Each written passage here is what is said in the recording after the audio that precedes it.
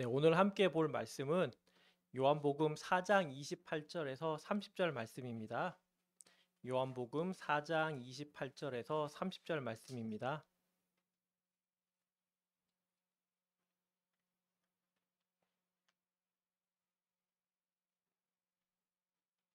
요한복음 4장 28절에서 30절 말씀입니다. 제가 봉독하도록 하겠습니다. 4장 28절입니다. 여자가 물동이를 버려두고 동네로 들어가서 사람들에게 이르되 내가 행한 모든 일을 내게 말한 사람을 와서 보라. 이는 그리스도가 아니냐 하니 그들이 동네에서 나와 예수께로 오더라. 아멘. 앞에도 자리가 많은데 다 뒤에 계. 네, 사랑하는 성도님들 한 주간도 평안하셨습니까? 네. 네, 지금 이 자리에 나오셔서 예배하고 찬양하고 또 기도하시는 성도님들의 삶을 진심으로 축복합니다. 이 자리에 나온 모든 분들은 다양한 신앙의 여정을 걸어오고 계실 것입니다. 모태신앙으로서 엄마 뱃속에서부터 교회에 나오기 시작한 분도 계실 것이고, 또 학창시절에 친구나 주변 사람들로 인해서 복음을 듣고 교회에 나오기 시작하신 분도 계시고, 또 어떤 분은 질병과 여러 어려움, 위기의 순간에 하나님을 또 예수님을 극적으로 만남을 통해서 예수님을 만나고 지금 이 자리까지 지금까지 신앙생활을 계속해 오신 분들도 계신 걸로 제가 알고 있습니다. 꼭 극적으로 예수님을 만나진 않았더라도 복음을 듣고 믿음을 가지게 된 사람들은 삶 속에서 크고 작은 변화들이 생겨나기 시작합니다. 불평과 불만이 가득했던 그 입술이 감사와 찬양으로 바뀌고 긍정적인 또 하나님을 예배하는 삶으로 바뀌는 것을 봅니다. 또 나만 알던 이기적인 삶의 태도가 이제는 이웃을 사랑하고 이웃을 사랑하는 사람들로 또 이웃을 돌아보는 그런 사람으로 변화되어 가죠. 또 세상의 가치관을 따라서 그것이 삶의 가장 중요한 우선순위인 줄 알고 열심히 달려나가던 사람들이 예수님을 만난 이후에는 하나님을, 교회를 또 사랑하고 또 섬기는 그런 삶으로 변화되어 가는 것을 우리가 많이 봅니다. 오늘은 사마리아 여인과 예수님의 모습을 통해서 복음의 세 가지 능력에 대해서 보도록 하겠습니다. 4장 전체를 통해서 볼 것인데요. 복음으로 변화된 사람의 모습이 어떠한지 사마리아 여인을 통해서 함께 살펴보고자 합니다. 복음으로 복음의 세 가지 능력, 또 복음의 세 가지 능력을 볼 것인데요. 첫 번째 복음의 능력은 바로 초월입니다. 4장 3절과 4절 말씀을 보면 예수님은 유대를 떠나 다시 갈릴리로 가시세 사마리아를 통과하여야 하겠는지라라고 말씀하시면서 사마리아 땅으로 들어가십니다. 예수님께서는 사람들이 다 꺼리는 그 사마리아 땅으로 들어가시는데요. 제자들은 아마 말은 안 했지만 사마리아를 지나가는 것에 대해서 달갑지만은 않았을 것입니다. 불평하고 여러 가지 근심과 고민을 가지고 있었을 것입니다. 유대인들은 사마리아 사람들과 상종하지 않았기 때문이죠. 남유다와 북이스라엘이 나눠져 있는 시절에 남북이 나눠져 있는 상황 속에서 BC 722년 아수르의 공격에 의해서 북이스라엘이 멸망하게 됩니다. 멸망 이후에 아수르는 친유대 정책, 친유다 정책을 펴는데 그것으로 인해서 아수르의 많은 사람들이 북이스라엘 땅으로 이주하여 와서 거주하게 되죠. 시간이 많이 흘렀어요. 그리고 그 중에는 아수르인과 북이스라엘 사람들과 사이에서 태어난 혼혈 민족이 있는데 바로 그 민족을 사마리아인이라고 부르기 시작했습니다. 유대인들은 이런 혼혈인 사마리아 사람들을 정말 싫어했어요. 경멸하기까지 해서 교류도 하지 않으려고 했죠. 심지어는 유대인들은 하나님, 사마리아 사람으로 태어나지 않은 것에 감사합니다. 저를 유대인으로 태어나게 해주셔서 감사합니다라고 그렇게 기도까지 했어요. 유대인들은 사마리아 사람들이 지나가는 개만도 못한 사람으로 취급하고 그렇게 여겼죠. 그리하여 유대에서 갈릴리로 가는 빠른 길은 사마리아 땅을 지나가는 것인데 대부분의 유대인들은 저 멀리 요단강을 돌아서 다녔습니다. 왜냐하면 사마리아 사람들을 중간에 마주칠까 봐 그것이 그 사람들에게 불편한 것이고 꺼리기 때문에 멀리 돌아서 갔습니다. 유대인들은 자신만이 하나님의 선택을 함을 받은 민족이라고 여겼어요. 구원받은 백성들이라는 잘못된 선민 사상을 가지고 있었기 때문에 이방인에 의해서 변질된 사마리아 사람들에게는 하나님이 함께 하시지 않는다. 너희들은 하나님의 은혜가 없는 사람들이야. 너희들은 구원을 받을 수 없는 민족이야 라고 여겼어요. 그래서 그들을 너희들은 지옥의 땔감으로 정도로 여긴다. 그렇게 생각하면서 멸시하고 천대했죠. 예수님께서 오늘 말씀에 통과하여야 하겠는지라 라는 말은 헬라어로 보면 에데이라는 말로써 반드시 뭐뭐 해야 한다라는 뜻으로서 예수님께서는 반드시 통과해야겠다라는 그런 의미로 사용하고 계세요. 성경에서 이 사마리아 여인은 6시에 물을 길리러 나왔습니다. 6시에서 6을 더하면 오늘날에 우리가 사용하는 시간이 됩니다. 그러면 12시가 되겠죠. 12시에 이 여인은 물을 길이러 나왔습니다. 사막 지역에서 낮에는 굉장히 더워서 아무도 나오지 않는 시간입니다. 이들에게 낮 시간은 더위를 피해서 낮잠을 자거나 휴식을 취하는 그런 시간이죠. 저는 중국에서 비슷한 경험을 한 적이 있는데 중국에서 대학생들은 대부분 12시부터 2시가 점심시간과 낮잠 자는 시간입니다. 그래서 대부분이 기숙사 생활을 하기 때문에 무더운 여름에 중국 학생들은 빨리 점심을 먹고 한 2시간 정도 기숙사 내에서 낮잠을 자거나 쉼을 가지죠. 그래서 이 시간에는 학교에 돌아다니는 사람이 아무도 없어요. 한 부류의 사람이 있는데 바로 한국 사람. 낮잠을 별로 생각하지 않는 한국 사람들, 습관화되지 않은 그 한국 사람들만 그 학교에 돌아다니고 있습니다. 중국에서도 이러한데 사막 기후로 1년 내내 더운 사마리아 지역은 어떠하겠습니까? 더 무덥고 아마 이것이 더 보편화된 삶이었을 것입니다. 보통의 여인들은 시원한 아침이나 저녁에 우물가에 나와서 이야기를 나누며 또 물을 깃습니다. 사극 드라마에 많이 나오는 장면인데 우물가 여인들이 3, 3, 5, 5 모여 앉아서 하는 것이 있습니다. 자기네 남편들의 험담도 하고 어제 마을에 일어났던 재미난 이야기들도 그렇게 나누죠. 또 여러 가지 정보의 교환들이 지금 교환들도 하면서 이야기를 나누고 하루의 피로를 풀거나 또 하루를 시작하는 것이 바로 지금 이 우물가에서 이루어지는 것입니다. 근데 이 사마리아 여인은 낮에 물을 길러 나왔기 때문에 이런 대화에 함께 할 수 없었습니다. 이 말은 마을에 친구가 없다는 것으로 볼 수도 있죠. 무슨 이유에선지 사람들의 눈을 피해 아무도 나오지 않는 무더운 12시, 무더운 낮 시간에 혼자 물을 길러 나옵니다. 아무도 관심 없어 하고 소외되고 외로운 사람인 이 사마리아 여인에게 지금 예수님께서 말을 걸어오면서 관심과 복음을 전하고 계신 것이죠. 예수님은 문화적 그리고 역사적, 신분적 그리고 종교적 이념들을 뛰어넘어서 복음을 전하고 계십니다. 달라스 윌라드가 쓴 마음의 혁신이라는 책이 있습니다.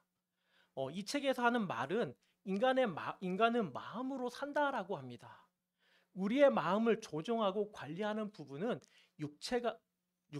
우리의 삶을 조정하고 관리하는 부분은 육체가 아니라 바로 마음이라고 하죠. 이 마음은 심령인데요. 심령은 어떤 식으로든지 개발되어 가고 특정 성품을 만들어 간다고 합니다. 그런데 이 심령, 영적인 것은 반드시 선한 것으로 연결된다고 말할 수 없다고 합니다. 삶에서 어떤 환경 또 누군가에게 영향을 받느냐에 따라서 테레사 수녀와 같은 사랑과 섬김의 본이 될 수도 있으며 반대로 히틀러 같은 많은 사람들에게 지울 수 없는 상처와 고통, 슬픔을 남기는 사람이 될 수도 있다는 것입니다. 예수님을 따르는 제자들 또한 당시에 유대 사회에 뿌리 있게 내려 있고 가르침 받아오던 사회 종교적 사상과 선민 사상, 가치들에 물들어 있었을 것입니다. 그리하여 복음을 전함에 있어서 영혼을 사랑함에 있어서 늘 한계와 제한을 가지고 있었습니다. 내가 지금까지 배워오던 가치, 신념들과 예수님의 가르침 속에서 오늘 같은 이런 상황 속에서 늘 오는 괴리감과 여러 가지 혼란들을 늘 가지고 제자들은 예수님을 따르고 있었죠.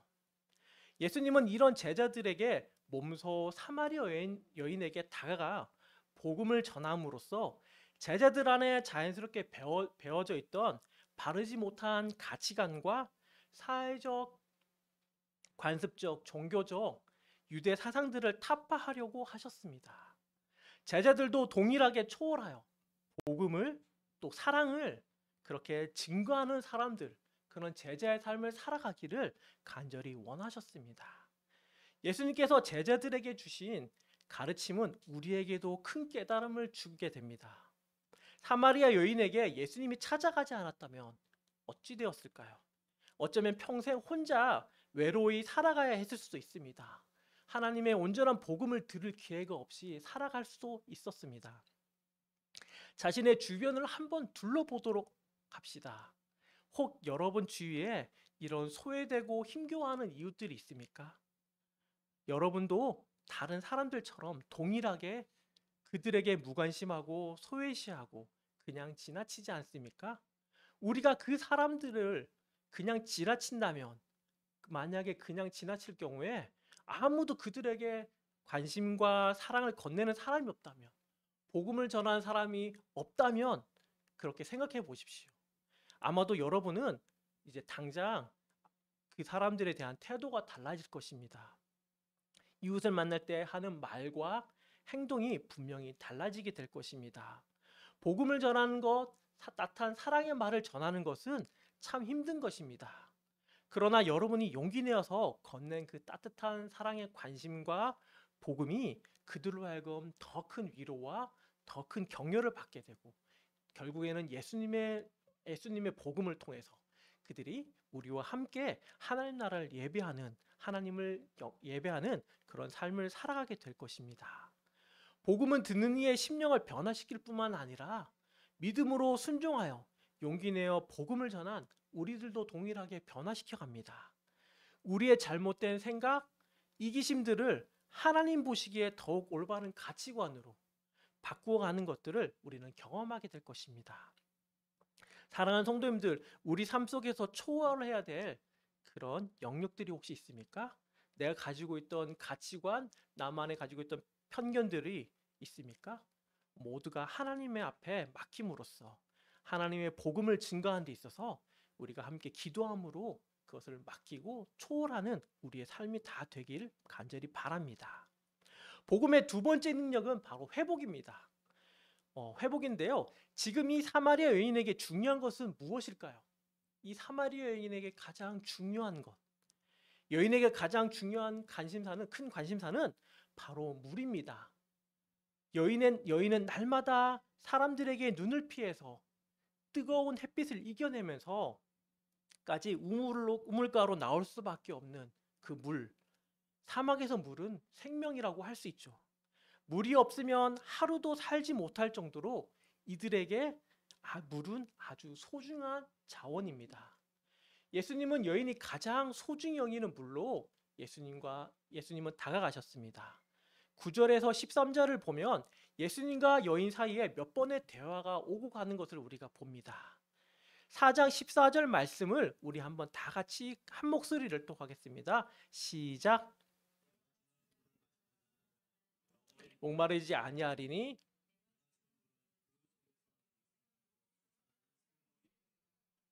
아멘. 네, 그런 예수님께서는 내가 주는 물을 마신 자는 영원히 목마르지 않는다고 말씀하셨어요. 그런 예수님의 말씀에 여인은 무엇이라고 답하냐면, 그런 물을 내게 주사 목마르지 않고 또 여기 물 기르러 다시는 오지 않게 하옵소서, 이렇게 응답합니다.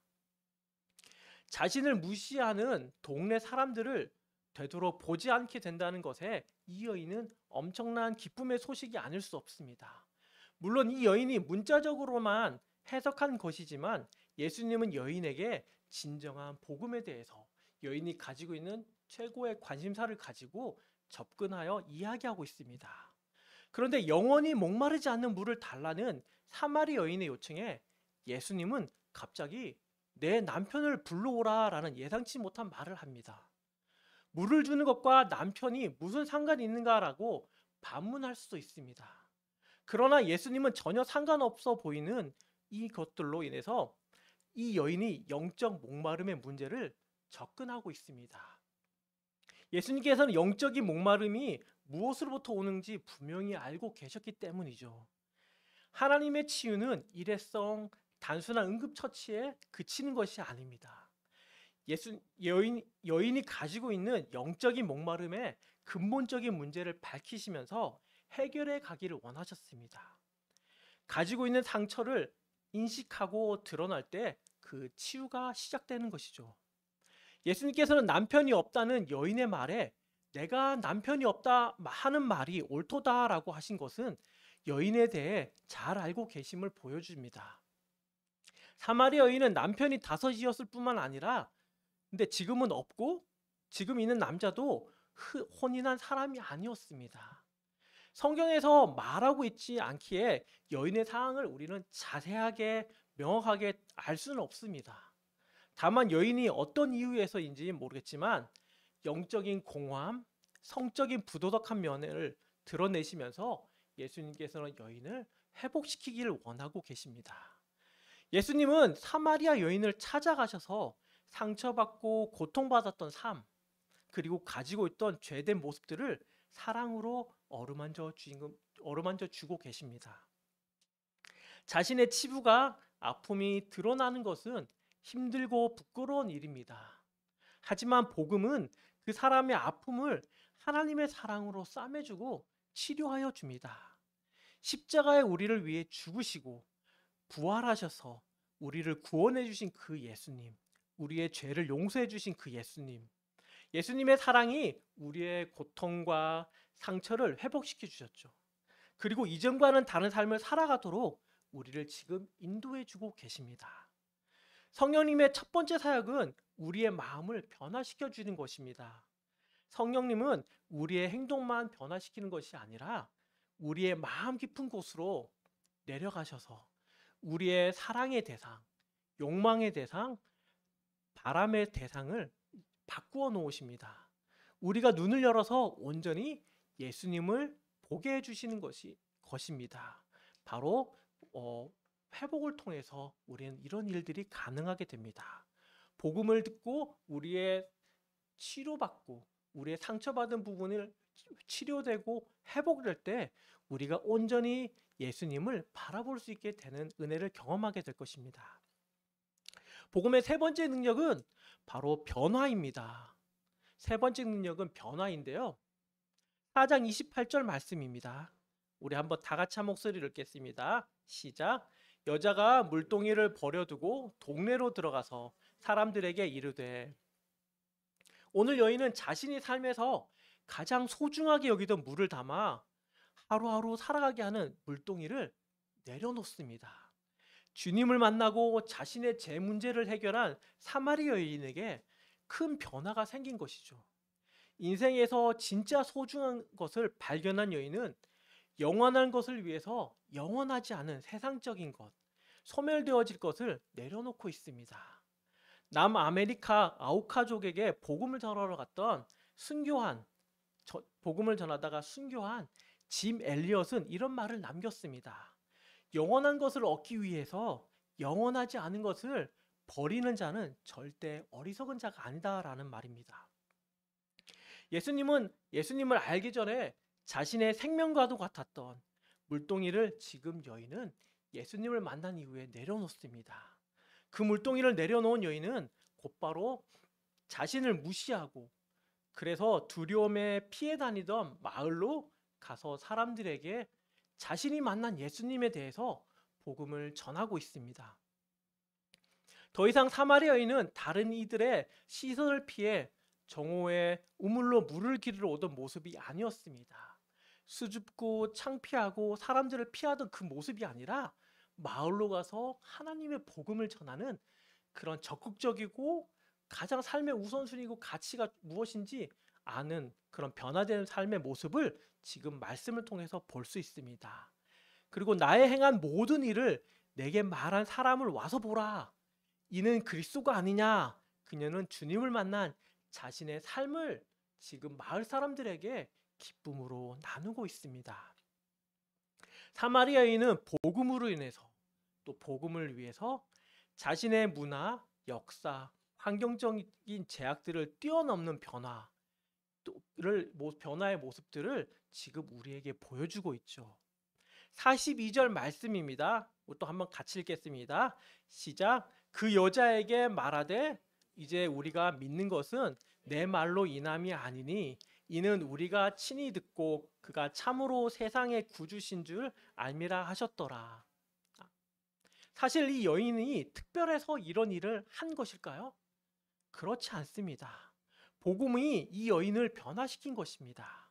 하나님의 선교 사역, 복음을 증거하는 사역에 동참하게 된 것이죠. 선교는 특별한 사람들만이 하는 것이 아닙니다. 연약하고 은사가 없고 내성적인 성격, 또 부족한 것이 참 많은 사람도 함께 참여하는 것입니다. 하나님께서는 그 성격을, 그런 환경을, 그런 재능을 사용하셔서 또 변화시켜셔서 하나님의 복음 사역에 우리를 동참케 하시는 것이죠. 지금 이 자리에 앉아 있는 성도님들은 모두가 복음을 듣고 하나님께 예배하러 나온 분들입니다. 하나님의 그 복음에 반응하여서 하나님의 그 사랑에 감격하여서 하나님을 예배하러 지금 이 자리에 나온 것이죠. 복음은 모든 것을 초월하는 능력이 있습니다. 복음은 우리의 아픈 상처를 치유하고 회복하는 능력을 가지고 있습니다. 또 복음은 우리의 삶을 변화시키는 능력이 있습니다. 우리는 모두가 신앙의 여정 가운데 이런 것들을 지금 경험한 사람들입니다. 그 과정과 그 모습은 조금씩 다 다를지라도 이 과정 속에서 함께 하나님의 능력을 경험하고 하나님의 은혜를 경험하였기 때문에 지금 이 자리에서 나와서 하나님을 예배하고 하나님 앞에 감사의 기도를 드릴 수 있는 것입니다. 복음으로 우리의 가치관이 변하고 나를 힘들게 하던 또 고통과 어려움들이 말씀으로 치유되고 회복되었으며 이제는 복음으로 변화되어 주님의 제자로서의 삶을 살아가고자 애쓰는 사람들이 바로 지금 이 자리에 앉은 모든 성도님들입니다. 우리는 이 사실을 기억하면서 하나님 앞에 감사의 찬양과 기도를 드리는 자들이 되어야 합니다. 때로는 고난과 힘든 일들, 이것들이 내게 닥쳐올지라도 하나님의 자녀됨을 기억하고 나의 죄인됨을 용서해 주신 그 하나님 앞에 감사하고 또 그것을 기억하면서 살아가야겠습니다. 또한 우리가 복음으로 변화되었듯이 내 가족과 이웃도 동일한 하나님의 은혜가 임할 수 있도록 복음을 전하는 삶, 예수님께 가장 기뻐하시는 사역에 동참하는 은혜를 우리 모두가 함께 누리길 간절히 기도합니다. 이 시간 말씀을 두고 함께 기도하도록 하겠습니다. 복음으로 우리의 삶을 변화시켜 가심에 감사드립시다. 모든 것을 초월하게 하는 복음, 모든 것을 회복하게 하는 또 치유하시는 그런 복음의 능력, 또 우리의 삶의 모든 영역을 변화시켜서 제자다운 삶을 살아가게 하는 그 복음의 능력을 우리에게 주심에 감사하고 그 삶을 살아가는 우리 모두가 되도록 합시다. 우리가 이 사실을 또한 기억하면서 기쁨과 감사의 찬양을 드리는 자들, 복음을 증거하는 삶을 살아가게 해달라고 이 시간 마음을 다해 하나님 앞에 함께 기도하도록 하겠습니다. 기도하시겠습니다. 하나님 인도해 주심이 감사합니다. 우리의 구원자 되어 주어서 감사합니다. 하나님 진실되게 하나님을 바라보며 나아가고 싶습니다. 하나님, 우리의 복음을 통해서 우리를 하나님 모든 영역에서 초월케 하시니 감사합니다. 우리의 아픈 상처를 치유하시고 회복시켜 주셔서 감사합니다. 복음은 우리의 삶을 또한 변화시켜 가셨는데 우리가 알지 못하지만 아직은 부족하고 모르는 것이 많지만 이 은혜를 우리가 기억하며 우리의 신앙의 여정 가운데 하나님의 말씀을 붙잡고 믿음으로 한 걸음 한 걸음 나아갈 수 있도록 주님 인도하여 주십시오. 이것이 우리의 기쁨이 되기 원하고 하나님을 예배하는 이유가 되게 하여 주시고 주님을 찬양하는 온전한 우리의 고백이 될 수 있도록 또 이 삶을 살아가는 우리가 되기 원합니다. 하나님께서 기뻐하시는 제자의 삶, 열매 맺는 삶, 복음을 증거하는 삶을 살아갈 수 있도록 우리를 인도하여 주십시오.